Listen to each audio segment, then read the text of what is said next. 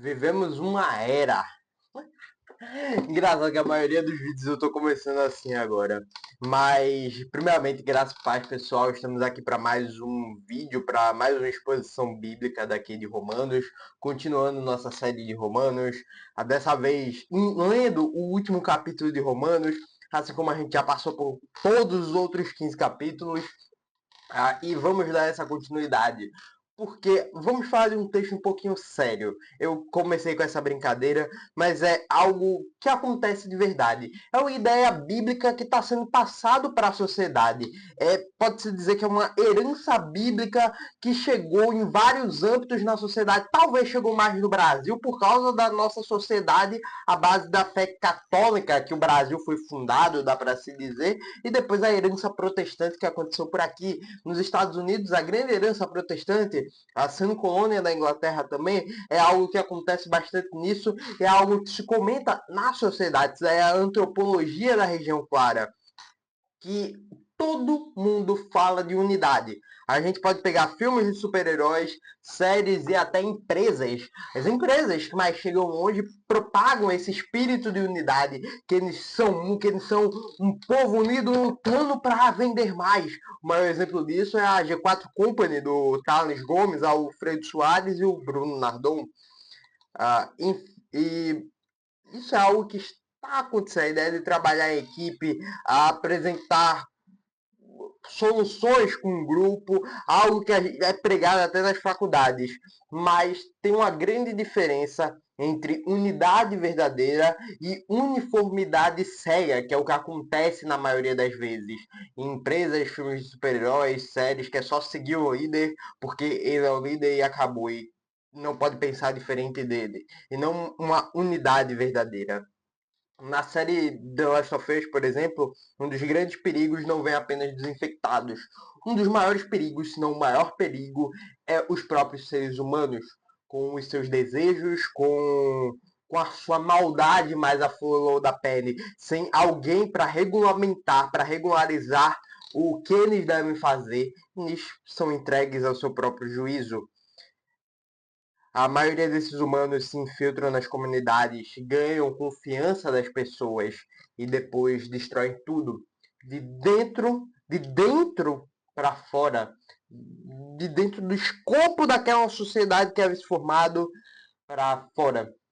The Last of Us parte 2 lá, se você nunca jogou, vai ter spoiler que eu vou fazer isso daqui. Nós temos a personagem da Abby com seu grupinho que foi pra Boston, é Boston lá, nem me lembro agora, mas foram para a cidade do Joel para matá-lo. Não sabiam quem era, nem nada do tipo. Um dos planos foi se infiltrar na cidade, ganhando confiança aos poucos até conhecerem o Joel e pau, matá-lo. Não precisaram disso, obviamente.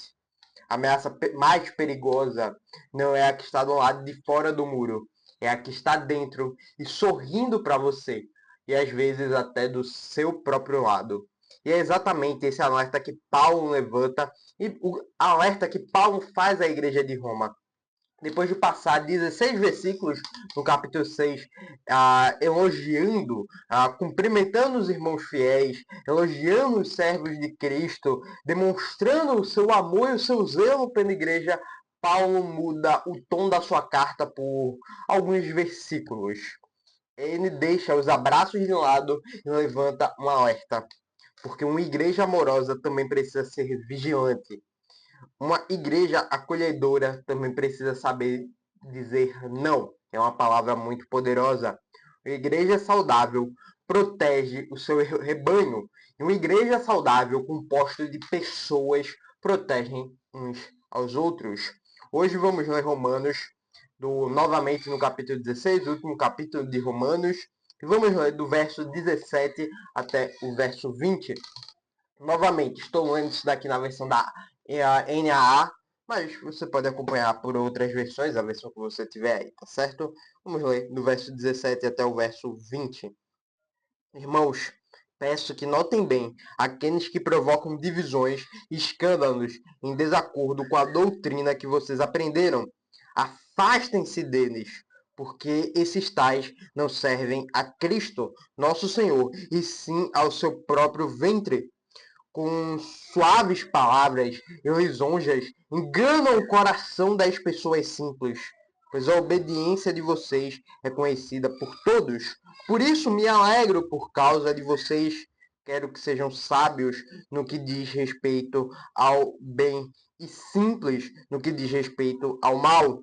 E o Deus da paz, em breve, esmagará Satanás debaixo dos pés de vocês. A graça de nosso Senhor Jesus esteja com vocês. É um texto que muda o tom. Se você acompanhou a última exposição de Romanos 16, você pode ver no cardzinho daí toda a playlist de Romanos que eu coloquei aí para vocês verem. Só irem na descrição e até o final e vai ter lá a playlist inteira. A gente viu Romanos 16, do verso 1 até o verso 16, com elogios. E o tom muda aqui completamente. Vamos fazer a exposição aqui palavra por palavra. Palavra não, mas versículo por versículo e entender a mensagem que Paulo quis passar aqui como texto.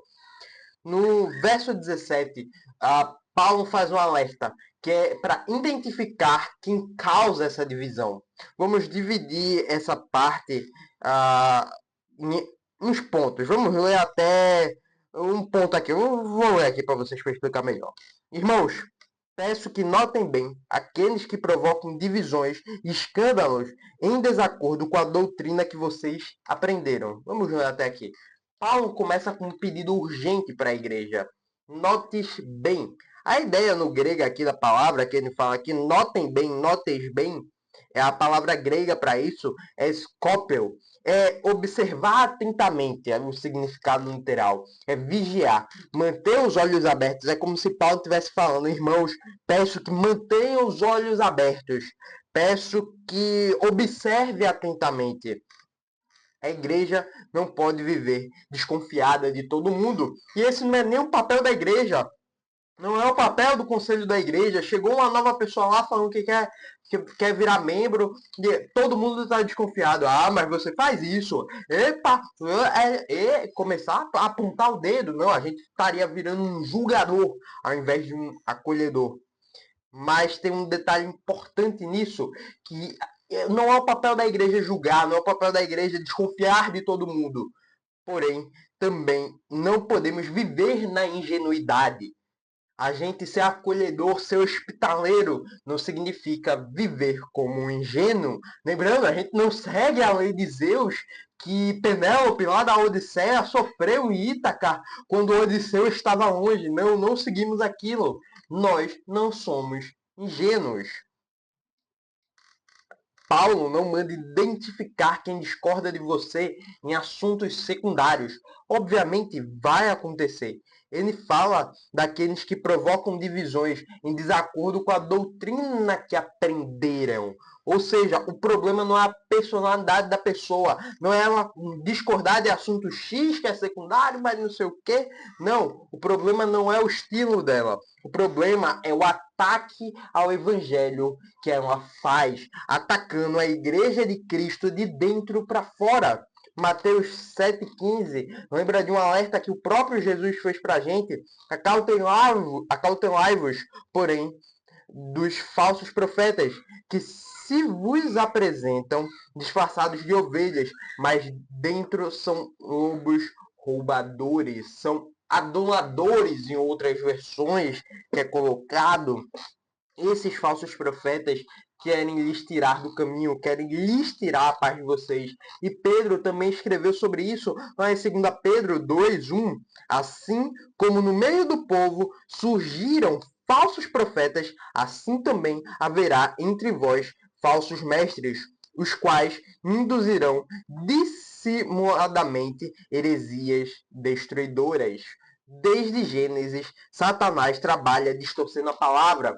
O plano de Satanás é que você continue na igreja e ache que está tudo bem. O plano de Satanás é, às vezes, usar quem está dentro da igreja para causar divisões dentro da igreja e, assim, afastar pessoas do evangelho. Desde Gênesis, Satanás trabalha nesses pontos para distorcer a palavra, para criar heresias. Tem uma frase forte que fala que a Bíblia é a mãe de todas as heresias. E tá certo. No Éden, ele não começou negando Deus. Ele não começou dizendo, Deus não existe, Eva, Deus está errado, não sei o quê. Ele ia ser inteligente. Ele começou perguntando, é assim que Deus disse? Ele começou a tentar mudar aquilo que Deus disse. E todas as heresias vêm disso. São pessoas que pegam versículos isolados, tiram do contexto e criam doutrinas heréticas sobre aquilo, afastando cada vez mais pessoas da verdade do Evangelho. Toda heresia vai nascer de uma pequena distorção. E ainda no verso 17, Paulo dá um alerta genial, que é para nós nos desviarmos deles. Aqui no final, afastem-se deles. Na maioria das vezes, Paulo diz para ser hospitaleiro, dialogar e tudo mais, porém aqui é algo diferente. Essa talvez seja uma das ordens mais impopulares no Novo Testamento. Paulo não diz, tente dialogar para sempre, tente conversar para mostrar que está errado, ou tente agradar essa pessoa, ou tente manter a paz a qualquer custo. Paulo dá uma ordem dizendo, irmão, afasta-se. Isso não significa que é para a gente odiar aquela pessoa. Não significa que é para a gente odiar essa pessoa que propaga heresia, que está propagando a divisão da igreja. Não. Isso significa que é para proteger a igreja, para nós não sermos ingênuos. Uma pessoa que você já conversou, que disse, a igreja crê nisso, nisso, nisso, isso daí está errado por causa disso, ela continua martelando no mesmo erro, aí você tem que se afastar. A igreja precisa se afastar dessa pessoa. Ela não pode ser mais um membro dessa igreja. O mesmo Paulo escreveu 2 Coríntios 6,14, não vos prendais a um jugo desigual com os incrédulos, porque porquanto que sociedade pode haver entre justiça e iniquidade, ou que comunhão da luz com as trevas? Ou seja, isso daqui não só se refere ao casamento, como é aplicado corretamente, mas também qual sociedade, qual irmandade pode ter com alguém que propaga heresias, com aquele que é um eleito de Deus que propaga a verdade do Evangelho. Pesado, mas é a realidade. E João ainda vai mais longe. Lá na sua carta, em 2 João, verso 10 e verso 11, carta de um único capítulo, se alguém vem convosco e não traz essa doutrina, não os recebais em casa, nem lhes deis boas-vindas, porque aquele que lhe dá boas-vindas faz-se cúmplice das suas obras, mas hoje existe uma falsa ideia de amor. Segundo essa lógica, amar é nunca confrontar, mas é muito diferente disso. Amar é confrontar.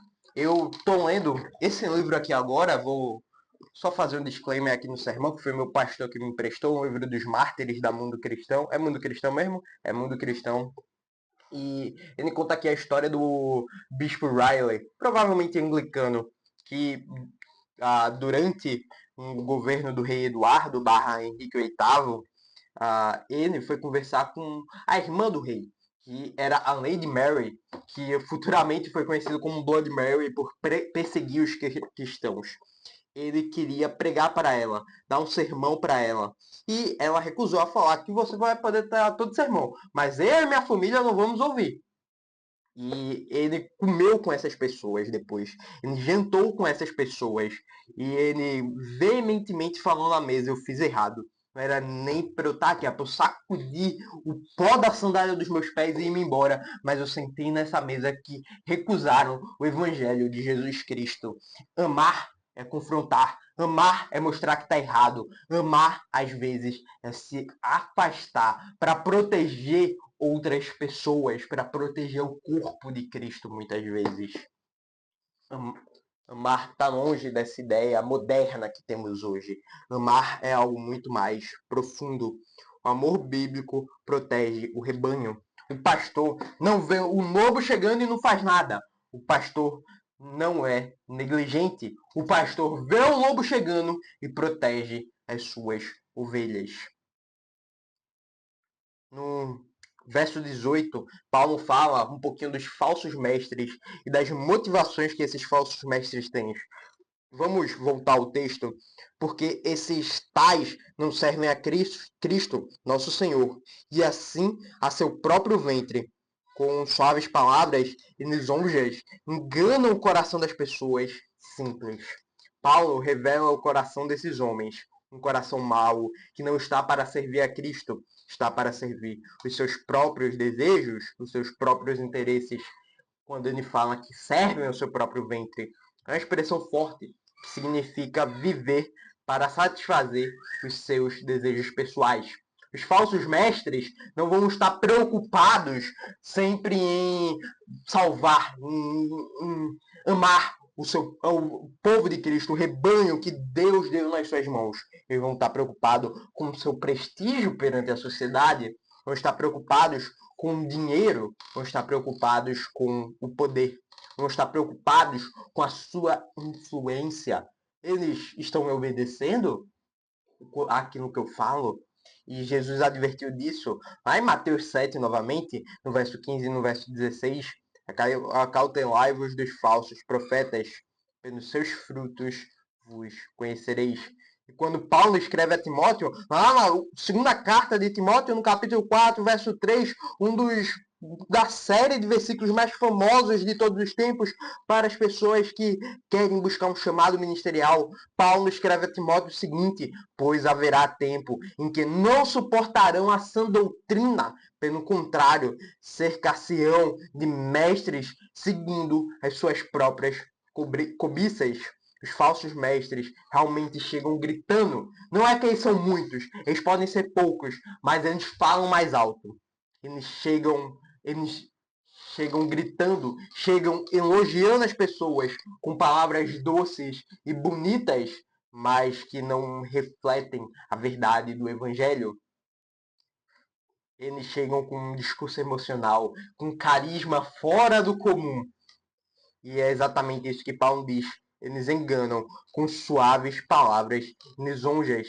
Satanás prefere seduzir do que assustar. Você acha mesmo que pessoas iriam seguir o caminho do inferno, fazer tudo o que fazem para ir para o fogo do inferno? Se o caminho do inferno fosse que nem o inferno, não. O caminho para o inferno é doce, é lisonjeiro, é tentador, é bonito. Mas quando você cai do precipício, a punição é eterna. Já o céu é diferente.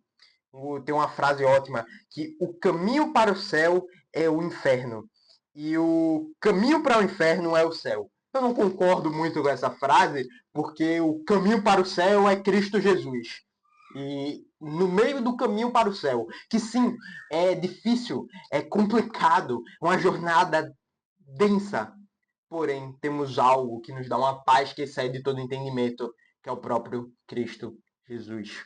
Ele nos acalma, ele nos enche e nos transborda com seu amor para suportarmos tamanhas adulações. E no verso 19, continuando o texto, a sabedoria para o bem e simplicidade para o mal, é isso que Paulo fala, que quer que a igreja tenha. Vamos ler o verso 19. Pois a obediência de vocês é conhecida por todos. Um disclaimer aqui, todas as igrejas conheciam a igreja romana. Conheciam a obediência e tudo o que se fazia lá. Por isso, me alegro por causa de vocês. Quero que sejam sábios no que diz respeito ao bem e simples no que diz respeito ao mal. Paulo aqui elogia, volta a elogiar a igreja, mas não deixa de advertir. A obediência deles era conhecida, mas mesmo assim precisavam continuar vigilantes. Não é porque, vocês são obedientes, show, ótimo, que legal, vamos tacar pro escambau agora. Não, eles deveriam continuar vigilantes, sábios para o bem, simples para o mal.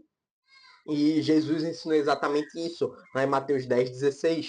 Eis que eu vos envio como ovelhas para o meio dos lobos. Sede, portanto, prudentes como as serpentes e simples como as pombas. Chamado para a vida cristã, nós devemos ser pacificadores, mas isso não nos transforma em ingênuos. Devemos ser astutos, devemos ser prudentes como as serpentes, tomar cuidado, observar, mas ser simples para o mal, como os pombos, como as pombas. O cristão não precisa conhecer toda a perversidade no mundo. Nós não precisamos tomar um tiro para saber que dói. Acredite, não precisamos experimentar o pecado para entendê-lo. Nossa especialidade deve ser conhecer a Cristo. E quanto mais conhecemos a verdade, mais facilmente percebemos a mentira. Mais facilmente percebemos o caminho dos falsos mestres. Mais facilmente percebemos as pessoas que causam divisões na igreja. Especialistas em banco não estudam todas as notas fiscais. Eles estudam profundamente a nota verdadeira. E, por fim, Paulo termina essa parte glorificando a Deus, mostrando a vitória final sobre Satanás no verso 20. E o Deus da paz, em breve, esmagará Satanás debaixo dos pés de vocês. A graça de nosso Senhor Jesus Cristo esteja com vocês. Paulo encerra com esperança. Encerra esse trecho da carta dando esperança para os seus. A batalha é real. A batalha travada com Satanás acontece, é algo real, mas o resultado já está decidido. Essa promessa apontada para Gênesis, aponta lá para Gênesis, logo após a queda, Deus declarou no capítulo 3, verso 15 de Gênesis: porém inimizade entre ti e a mulher, e entre a tua descendência e o seu descendente. Este te ferirá a cabeça, e tu lhes ferirás o calcanhar. Na cruz, Cristo venceu, mas aguardamos a consumação dessa vitória, como está escrito lá em Apocalipse 20:10. O diabo, o sedutor deles, foi lançado para dentro do lago de fogo e enxofre. Aguardamos ansiosamente a vinda do Messias, a vinda do Cristo, para buscar a sua igreja, para glorificar a sua igreja e pisar de uma vez por todas na cabeça da serpente, na cabeça de Satanás, e jogar ele, o diabo, o sedutor deles, no lago de fogo.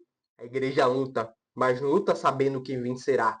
Essa luta não é dois poderes iguais em uma queda de braço. Não, a vitória já é de Cristo. Lutamos batalhas que o próprio Cristo venceu. O Deus da paz derrota definitivamente o príncipe da guerra. Esse texto nos lembra que uma igreja saudável não é apenas calorosa, não é opa, tudo bem? E aí, meu amigo? Vem aqui me abraçar? Vamos pro PG no próximo dia? Não. Não sei o que, vamos fazer um churrasco lá em casa. Não, uma igreja não é só isso. Ela também é vigilante. Uma igreja saudável ama, protege, ela acolhe pecadores arrependidos, mas rejeita doutrinas falsas. Vivemos em dias que muitos confundem discernimento com intolerância, que proteger a igreja de doutrinas falsas é ser intolerante com aquelas pessoas que acreditam naquelas doutrinas. Não, não é intolerância, é proteção da igreja contra essas doutrinas que são totalmente antibíblicas. Paulo ensina exatamente isso. A verdadeira maturidade espiritual é saber distinguir o erro da verdade. Como assim o erro da verdade? Todas essas pessoas que cometem erros, que falam heresias, usam a Bíblia, usam a verdade, mas usam a verdade da maneira errada. Nós temos que saber distinguir o erro da verdade. Isso nos leva a algumas aplicações para a nossa vida.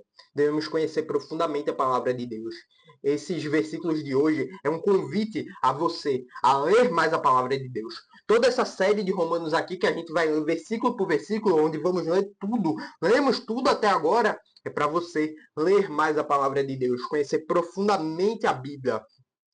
No capítulo 17, verso 11 de Atos, ele fala o seguinte, Lucas escreve o seguinte: ora, esses de Bereia eram mais nobres que os de Tessalônica, pois receberam a palavra com toda avidez, examinando as escrituras todos os dias para ver se as coisas eram de fato assim. Temos que ser como os crentes de Bereia, tudo analisar segundo a luz da palavra. O eixo central do evangelicalismo / protestantismo está na palavra. Enquanto católicos precisam do Papa para ter a unidade da igreja, a unidade da igreja cristã está na Bíblia. Podemos ter várias interpretações de vários pontos que não são centrais na fé cristã, mas a unidade de todas essas denominações está na palavra de Deus.